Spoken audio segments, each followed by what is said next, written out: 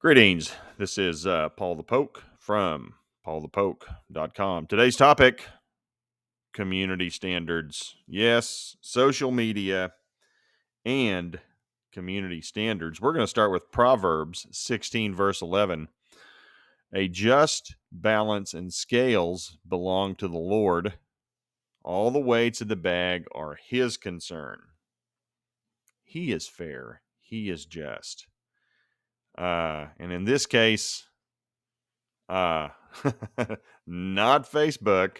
Yours truly has been convicted by Facebook Justice as a violator of community standards. Specifically, have been convicted of human exploitation. That's right. So, uh, let's go to the. I'll just show you. Uh, we did not restore your post. I was literally convicted in less than 5 minutes. They such thorough, swift justice executed by Facebook. And for some of you who do not know, Paul Lear, the profile, has some issues. I know I have issues. I don't need Facebook telling me that. And it says, we did not restore your post. It looks like you shared something in order to exploit others for profit. Now, the question was over the post. Let's take a look at what a prophet had to say about violence or Hamas.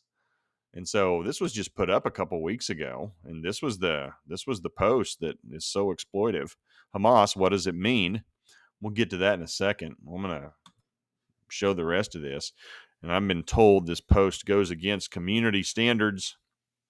And I also need to know, reportedly breaking our rules can cause more account restrictions. I've got some restrictions. We'll show those too. And how we made this decision. Now, that's just the decision-making process on behalf of Facebook is I had 2 multiple choice questions which I could answer.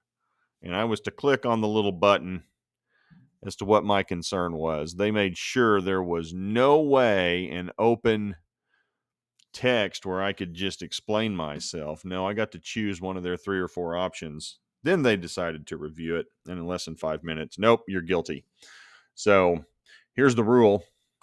Human exploitation. We don't allow people to exploit others for profit. We're going to talk about Facebook and profit here in a second. Examples of what we don't allow: promoting sex trafficking, helping with an illegal adoption, coordinating slavery or forced labor of any kind. And for the life of me, I have no idea. Why this. Other than they just don't like the topic. So, going back to Facebook's comment, it looks like you shared something in order to exploit others for profit. Full disclosure, I have not made 1 penny from Facebook. Nothing. To the point that I have refused their invitation to receive ad revenues for my content. They wanted to attach ads to my content on Facebook, and I have said no. I'm not supporting. I'm not going to help them make money, and I will not, have not, did not attach ads.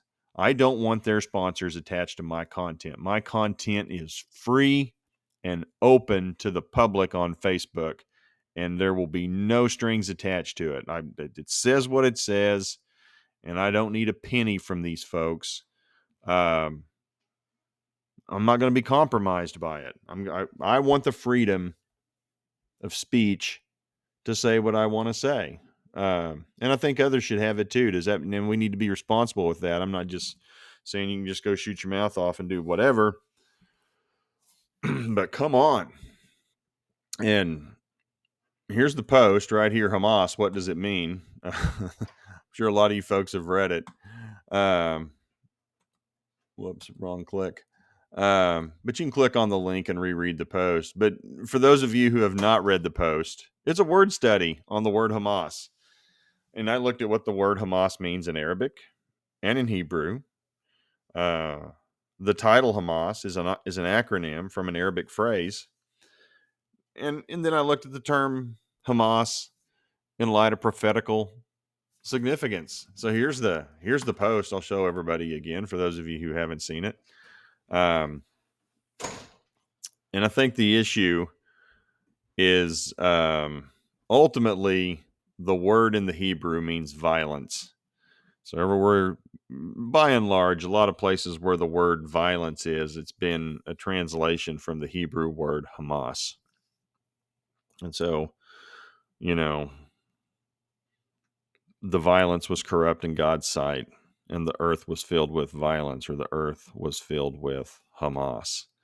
Um, and back in the day, God's response to humanity's violence was to eliminate violence or eliminate Hamas. And then we look at Ezekiel 7.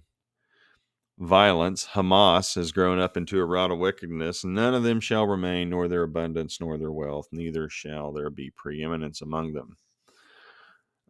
Forge a chain, for the land refers to Israel, is full of bloody crimes, and the city's full of Hamas. And just like the modern day group Hamas, they will seek peace.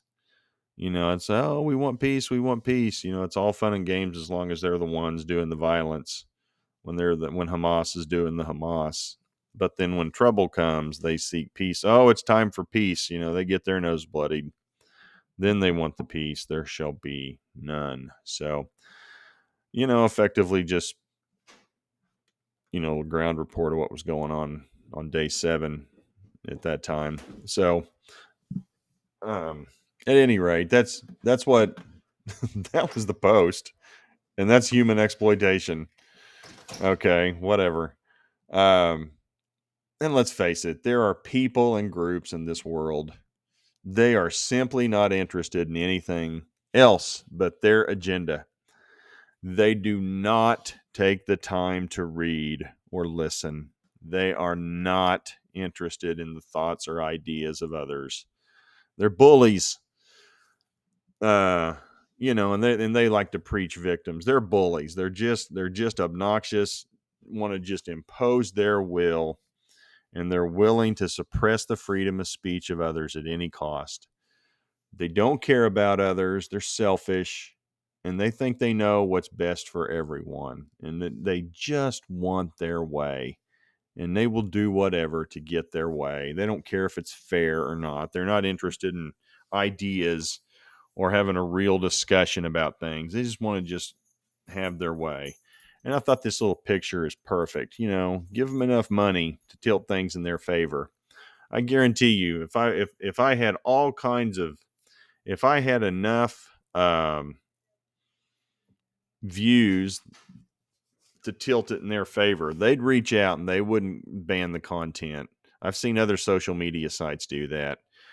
And then, or if I change the agenda, or if it's something that they are supportive of, that wouldn't be touched. They wouldn't do anything to it. And so here are my consequences. I can no longer create ads, which I don't do anyway. I can't create live videos, which I haven't done. Now, I have done some calls, and I've spoken with people, kind of like a Zoom call on their messenger, but I can't do that now. And I am on in Facebook jail till November 21st for a month. And here's something else I need to know. Repeatedly breaking our rules can cause more account restrictions. Don't do it.